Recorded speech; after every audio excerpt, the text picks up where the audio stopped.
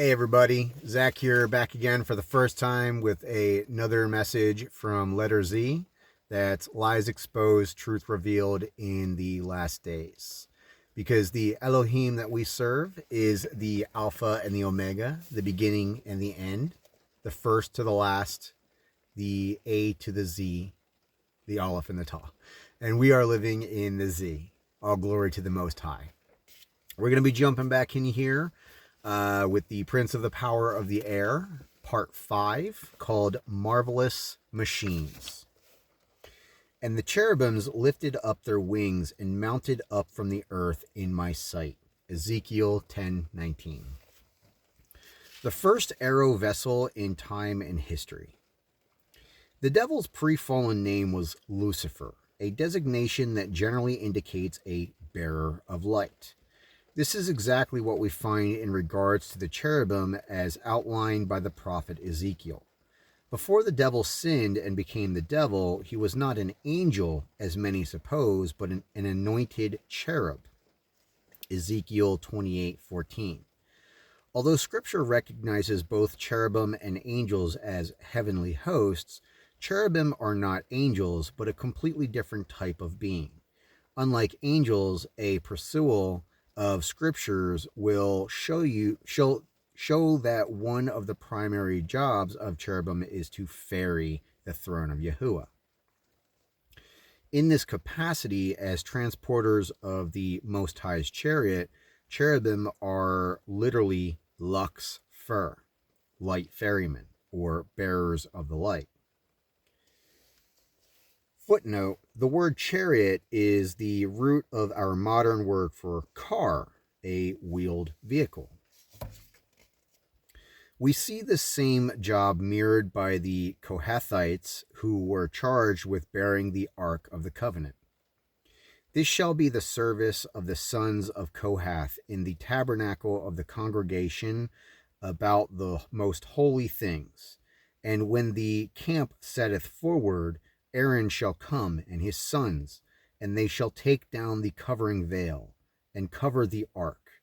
The sons of Kohath shall come to bear it. Numbers 4:1-15. Footnote, see also Numbers 3:29-21, 7:9, and 10:21. Cherubim were typologically represented by the Kohathites, who were assigned to bear the Ark of the Covenant whenever it was in transit. 4 cherubim, 4 Kohathites. The mercy seat of Yahuwah was upon the ark, between the cherubim, and this is where the Most High sat when he met with Israel. Exodus 25:17-22.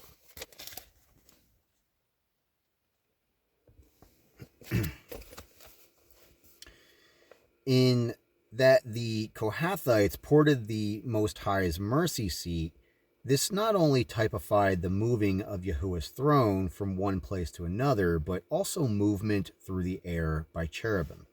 Footnote, in regard to these things, someone may be asking, why does Yahuwah need a flying throne? The answer to that is he doesn't. But as far as that goes, Yahuwah doesn't need angels, men, heaven, or earth. But he made them anyway. The only thing that Yahuwah's ever needed is when Lucifer's rebellion brought sin. Yahuwah needed to get rid of both him, Satan, and it, sin. In my distress, I called upon the Most High, and he rode upon a cherub, and did fly, and he was seen upon the wings of the wind. 2 Samuel 22:7-11. See also Psalms 18:6-10. Many ancient cultures carried their dignitaries, or gods, in a seat called a sedan. They're all counterfeits of the Most High's throne and light bearers, even those that preceded Israel. Roman Catholics can often be found carrying their images of Mary in this same manner. Idolatry. Hypocrisy.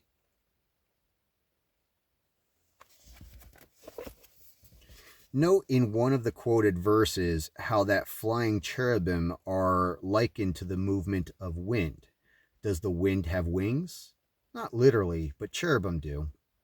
This writing of Yahuwah upon a cherub is the exact thing the prophet Ezekiel is found describing. When I looked, and behold, in the firmament that was above the head of the cherubims, there appeared over them as it were a sapphire stone, as the appearance of the likeness of a throne. This is the living creature that I saw under the Elohim of Israel, by the river of Chebar, and I knew that they were the cherubims. Ezekiel 10:1 and 20, etc. Another scripture refers to this flying thing as the chariot of the cherubims. 1 Chronicles 28:18. So what does all of this have to do with the devil being the prince of the power of the air? Well, the important thing about this is that we see the role of cherubim tied to a holy celestial vessel that travels through the air as the wind. 2 Samuel 22:11. Not only are cherubim themselves winged, but they're also the first aviators in time and history. This device, however, is not powered by a combustion engine like conventional aircraft, but by the spirits of the cherubim themselves. According to the words of Yahuwah, the spirits of these four creatures literally interfaced with some type of wheels. Ezekiel 1:16-21, 3:13, 10:2, etc. This is what gave the machine lift and movement. When in motion, this thing appeared as a glowing, whirling, or rotating wind that emitted some form of electrical energy. Ezekiel 1:4. The Bible identifies this energy as lightning. Ezekiel 1:13-14. While this airborne device didn't transport people or freight as modern machines of the air, it did port the Lord Elohim Yahuwah. This is why cherubim were placed on either side of the Ark of the Covenant, upon which was added the mercy seat. Exodus 25:18, etc. The ark not only pictured this heavenly flying machine, the centerpiece of the tabernacle, but also depicted cherubim as lux fur, literal bearers of the light of Yahuwah. The devil's link to this astounding flying craft should give the reader room for pause, especially when considering man and the birth of modern aviation, 1903.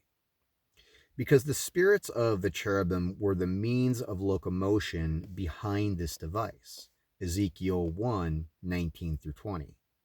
Satan, who was once a cherub himself, no doubt has deep knowledge of flying craft. Such wisdom falls perfectly in line with one of his princely titles.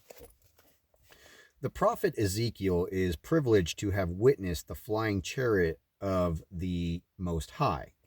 This first aerial machine in time and history is described in detail in the 1st and 10th chapters of the book of Ezekiel.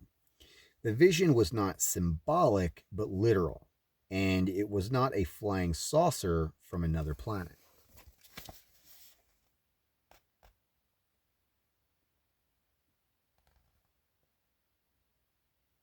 Pretty cool.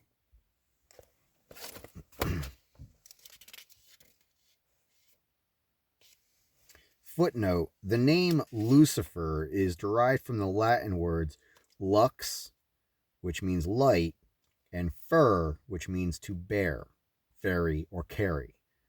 So, the light bearer. The prince of the power of the aircraft. Man's first baby steps in harnessing the air for travel came from creating power from the air by heating it. This hot air was then directed into a balloon to create lift. While the invention of the first manned hot air balloon, 1783, didn't do a whole lot as far as giving man the ability for mass transportation, it did help point his attention skyward. Wilbur Wright at the controls of the Wright Flyer after a landing, December 14th, 1903, Kitty Hawk, North Carolina.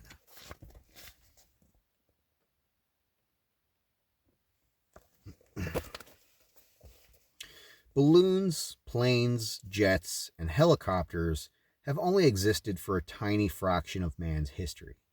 In 1967, NASA, which by the way, NASA means deception in Hebrew, created the first Saturn V rocket, built to take man to the moon. This vehicle could reach speeds of 18,000 miles per hour. 6,000 plus 6,000 plus 6,000 equals 18,000. We putting the pieces of the puzzle together? That's 9 times faster than the average rifle bullet. I think it's fair to say that such feats of locomotion and ability once reserved to only birds and angels had been brought to our very doorstep. Only 64 years separate from the first motorized, piloted, heavier-than-air craft from the invention of the Saturn V, 1903 to 1967. Yet even at this, the sophistication behind the first generation of powered flying vehicles advanced slowly, from the 1900s through the 1920s. Planes were little more than glorified kites with motors, fabric stretched around wooden box frames with a small engine attached. The Time Chart History of Aviation reports, the Wright Flyer and its successors were flimsy affairs, light enough to be manhandled on the ground. That is from the Time Chart History of Aviation, Lowe and B. Howell, Publishers, Ann Arbor, Michigan, 2001, page 9.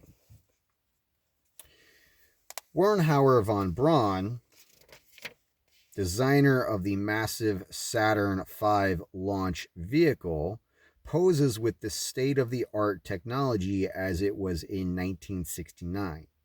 The facing page shows the most sophisticated form of aviation as it was a mere 66 years prior. One technology is flimsy, the other mind-boggling, even by today's standards. Wernhauer von Braun, I believe, was a Nazi, and he was part of Project Paperclip. Go ahead and look that up for yourselves. We might even get into some of that at later times, but no doubt that is a pretty impressive machine.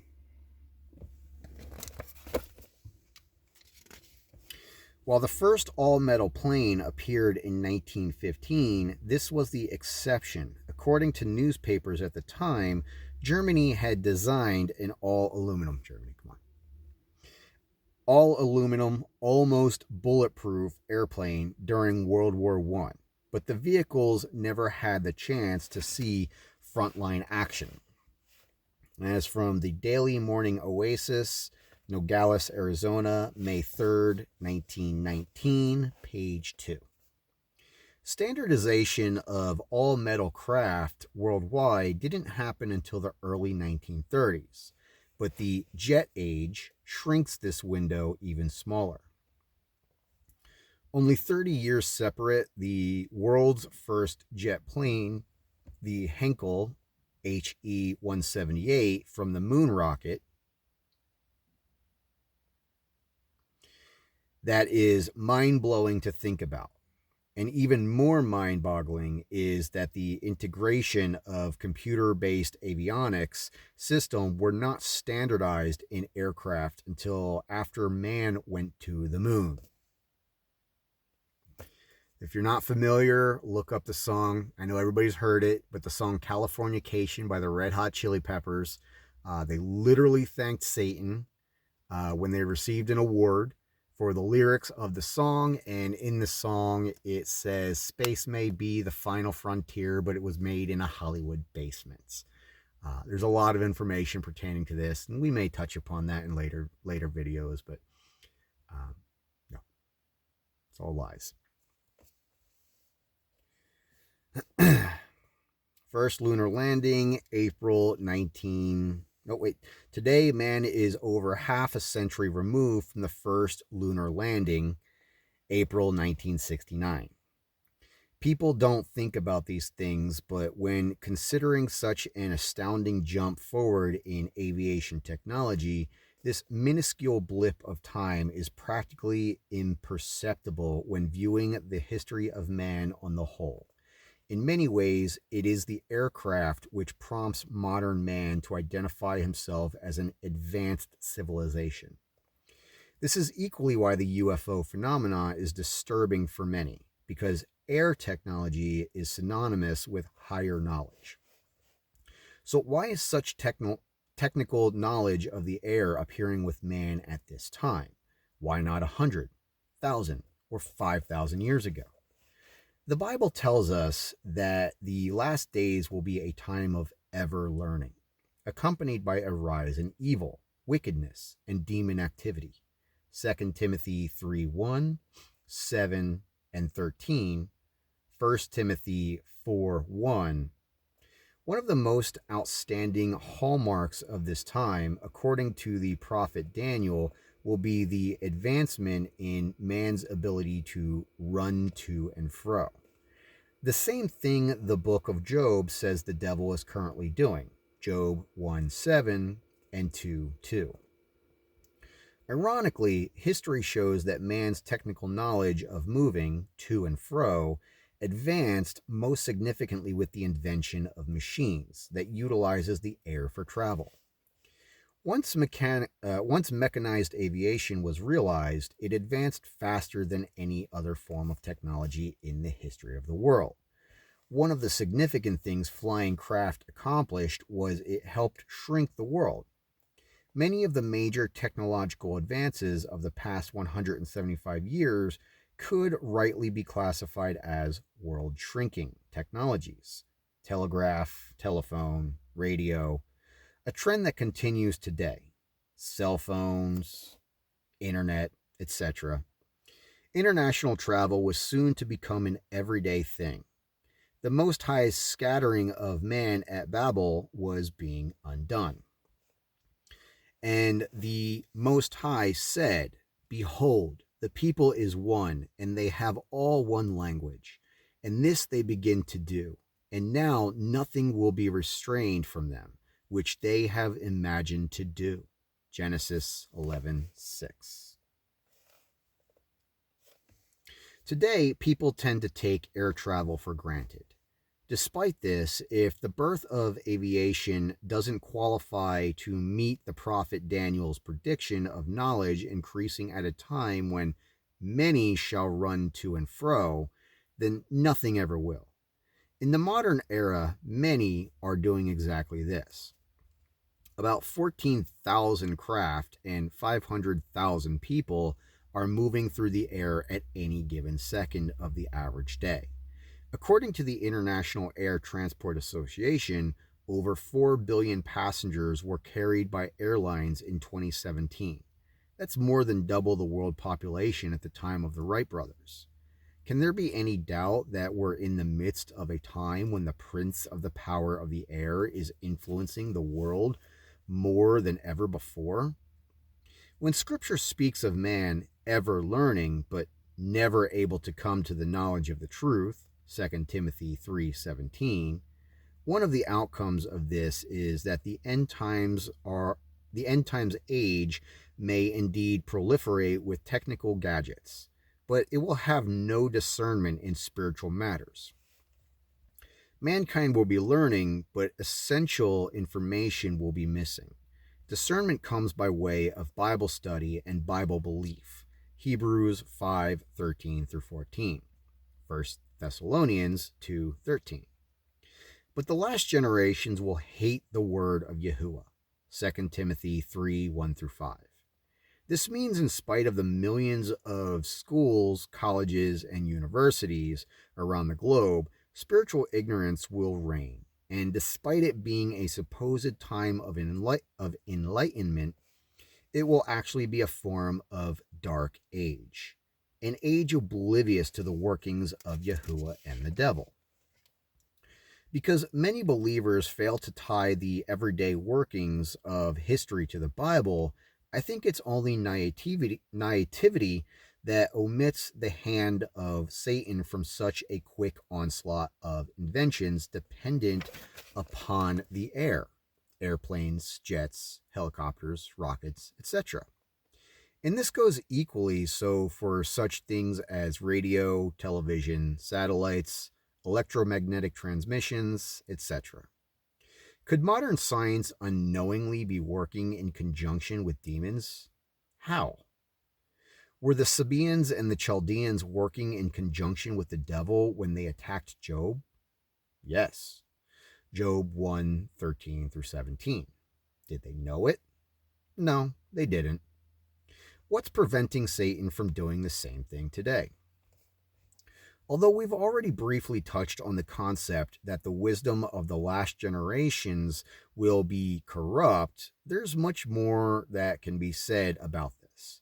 To better understand how aviation is linked to the devil, and indeed much of the inventions of the end times, one must understand what the Bible reveals about the dissemination of knowledge and technology. From where does man get his ideas? Why does certain kinds of information appear in specific generations and not the generations prior? Are all such thoughts of man coincidental? With Yahuwah being actively involved in man's history and the devil being actively involved in man's history, you can be assured that when it comes to the sudden appearance of knowledge, there's more to it than what appears superficially. We'll talk more about this in the sections that follow. That concludes part 5. Thank you so much for spending some time with me. Hopefully you learned something as I did. And we'll jump back in the next video in part 6 called An Impartation of Knowledge. Why do the heathen rage and the people imagine a vain thing? Psalm 2:1. Yahuwah bless you. Stay safe. Love you all. Bye.